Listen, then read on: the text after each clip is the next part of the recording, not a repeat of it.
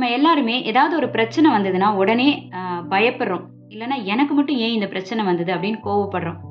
மற்றவங்களோட நம்மள கம்பேர் பண்ணி பார்க்குறோம். அவங்க வாழ்க்கையெல்லாம் எவ்வளோ நல்லா இருக்கு, எனக்கு மட்டும் இவ்வளோ பிரச்சனைகள் ஏன் அப்படின்னு. இதுல 2 விஷயம். முதலாவது, மத்தவங்களோட ஒப்பிட்டு பார்க்கறத நிறுத்தணும். நாம வெளியிலேருந்து தான் மத்தவங்களுடைய வாழ்க்கைய பார்க்குறோம். அவங்களுக்குள்ள 1000 போராட்டங்கள் இருக்கலாம். அது நமக்கு தெரியறதில்ல. 2வது, நம்ம ஒரு கட்டத்துக்கு அப்புறம் பிரச்சனைகள்லேருந்து தான் படிப்பினையே எடுத்துக்கிறோம். அதிலிருந்து தான் வாழ்க்கையோட அடுத்த கட்டத்திற்கு போறோம். நல்லா யோசிச்சு பாருங்க. எல்லாருடைய வாழ்க்கையிலும் சில தர்ம சங்கடமான நிலைமை, சில பிரச்சனைகள் வந்து சில மனிதர்களாலயோ, சில சூழ்நிலைகளாலயோ வந்திருக்கும். அதுக்கப்புறம் தான் நாம அதிலேருந்து அடுத்த கட்டத்திற்கு நகர்ந்து போயிருப்போம். ஸோ, இந்த பிரச்சனைகள் வந்து நம்மளுடைய வாழ்க்கையோட முன்னேற்றத்திற்கு கூட ஒரு மைல்கல்லா இருந்திருக்கு. அப்படிப்பட்ட பிரச்சனைகளை கண்டு நாம இனிமே கோவமோ, இல்ல பதட்டமோ படாமல் அவைகளுக்கு நன்றி சொல்ல பழகுவோம்.